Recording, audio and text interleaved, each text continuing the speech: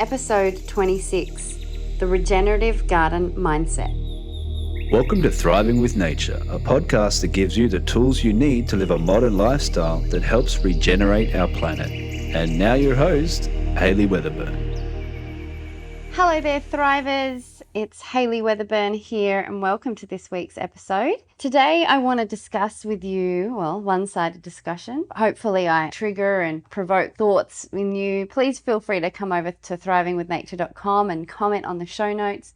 I love hearing from your points of views. So this week, I want to talk with you about the regenerative garden mindset. And I think it's really, or the regenerative gardener's mindset, because in my opinion, I feel that there's a different mindset you have when approaching being a caretaker of your vegetable garden, of nature. And so I've got a couple of points that I want to talk about. The first is nature knows best. Observe.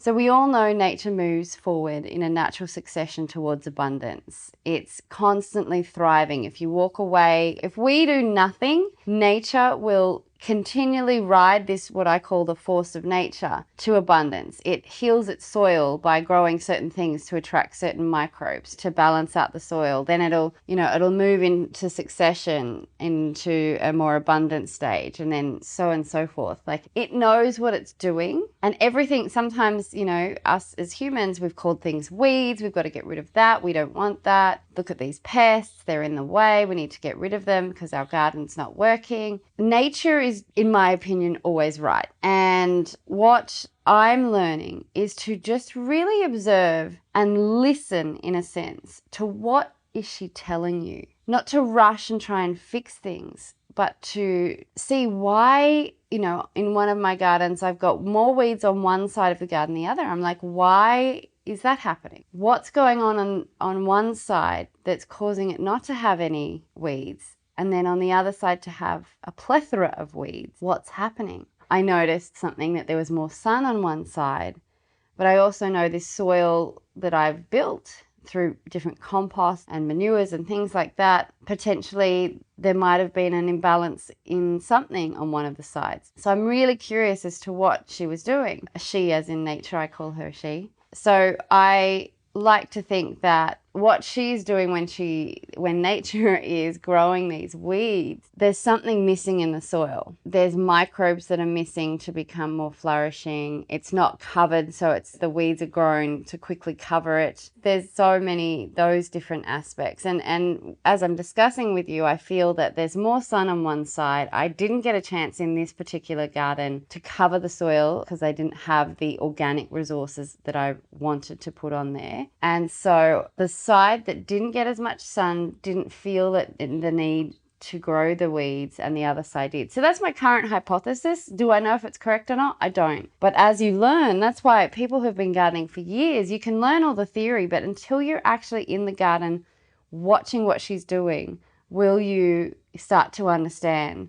So that first mindset is nature knows best, just observe and listen. And that aligns with don't fight nature. Don't try and dominate nature. We are the caretakers. Nature will always go in the way she wants to go. And if we're trying to force her to go another way, we will inevitably lose. And that's what we're finding out there in monocrops and degradative agricultural methods. We're trying to kill off weeds and fungi and things when they're actually a vital part to growing healthy fruits and vegetables. We end up killing her because we're fighting nature. We don't want weeds. We only want to grow one thing. Nature does not grow one thing. It's a biodiverse. You show me a patch of natural grown nature where it's only got one plant or one species of insects that hang around there. It is a biodiverse. It is a very simple but complex system. And if we try and simplify it to the monocrop style, she's going to fight that and she's going to try and come back. And so us trying to fight that, we've seen it. We have less than 60 years of topsoil left because of the degraded methods, because we were trying to fight nature and dominate her. She will always win. Another thing is pests. So this is another thing that we were fighting. When you go monocrop, so this is my understanding of what happens. When you try and do a monocrop of something, Nature's always trying to go, well, this isn't going to work. We need an abundance. We need more different vegetation to attract the different biodiverse microbes that'll attract the different insects, so we can get back to that balance. When you aren't in balance and you're on your way to balance, there will be a counteractive thing that will happen to try and get you back there. The best documentary I've ever heard is called The Biggest Little Farm, or heard or watched, and I've seen it 5 times so far, is this. Over the 8 years' time, they had different moments of different pests, and I'm doing air quotes for those that are listening, different pests that overruled them at some time. At one stage it was snails. At one stage there were tiny little, different insects in the garden. At one stage there was too many flies. And nature, once you listen to what's happening and you understand what nature's trying to fix or where you've gone out of balance, in the case of the flies, they had they had a lot of cows and cow manure, which attracted a lot of flies. But what they found was if they rotated, after the cows rotated in one area and they brought the chickens in, the chickens would eat all the maggots that were in the manure, and it reduced the flies to a manageable level. Same with the snails. The snails were crazy. The ducks actually lost their pond because it was starting to go, it went out of balance because of not as much rain. The snails came and they ate the snails came. The ducks were shown where the snails were, and all of a sudden the ducks were back happy in balance because they were eating 80,000 snails a day or something ridiculous. And that's the normal balance. That's ducks needed something to eat and the snails needed to be eaten. So when you're seeing a pest in your garden, the regenerative gardener's mindset is not to get rid of the pest. In a sense, in a long-term sense, what you're trying to do is, how do I find balance with this pest?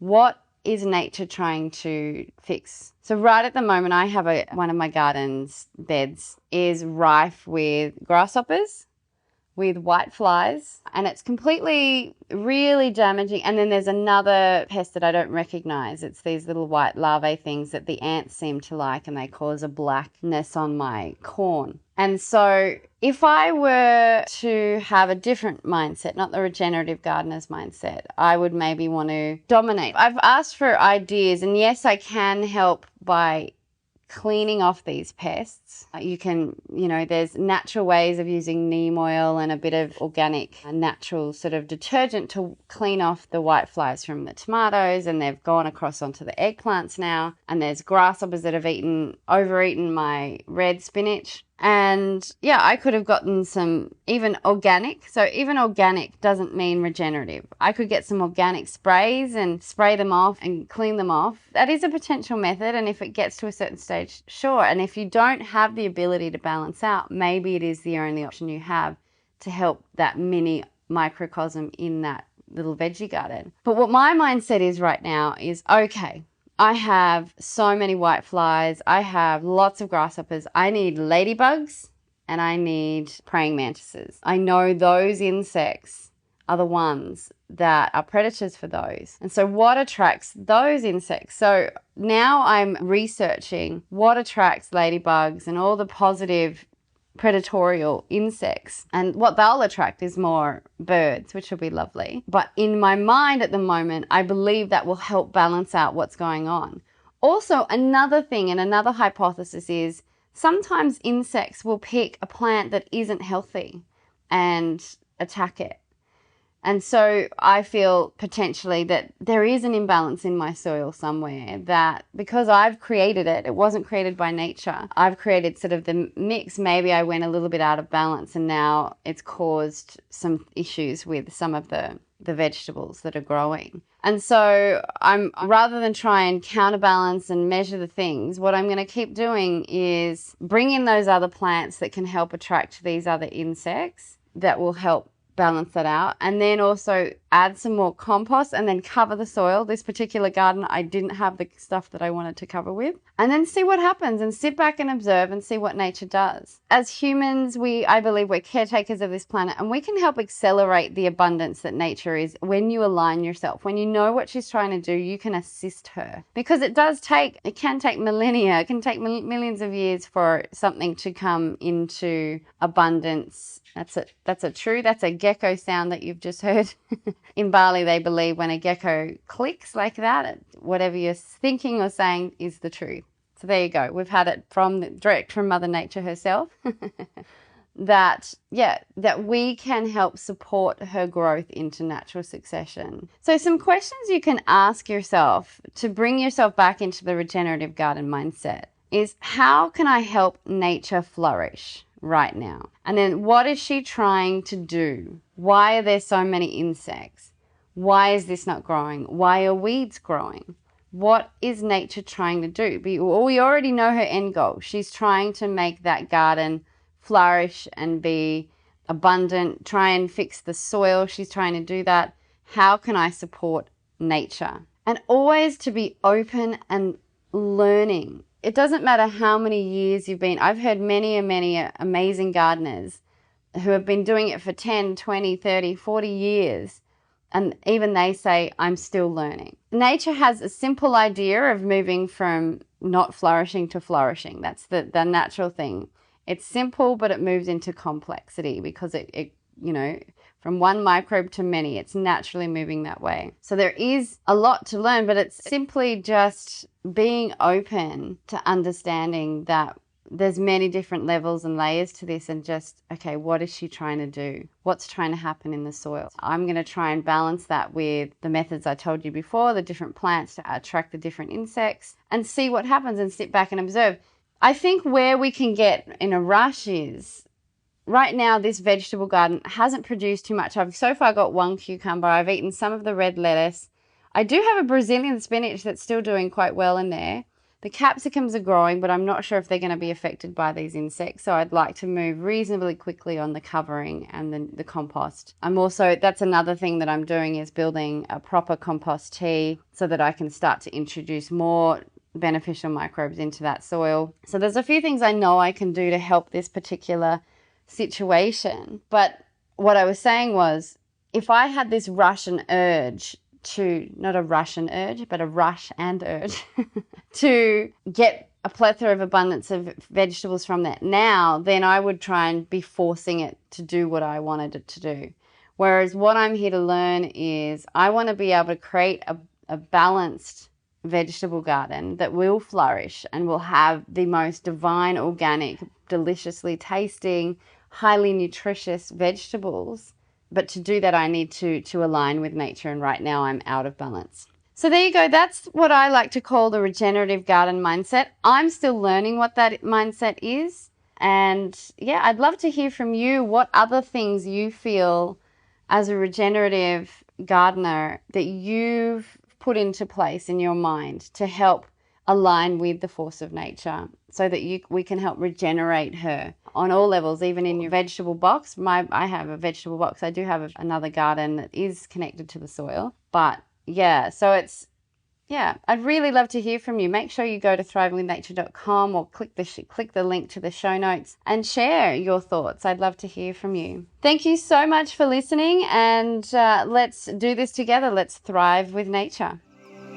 Hey, if you enjoyed listening to my podcast, remember to subscribe to hear more.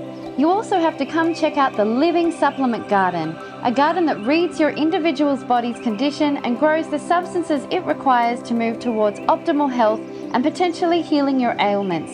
When we align with nature, we thrive with nature. I'd love to have you join myself and others as we discover the magic of nature together and strive to heal both ourselves and our planet. Go to thrivingwithnature.com.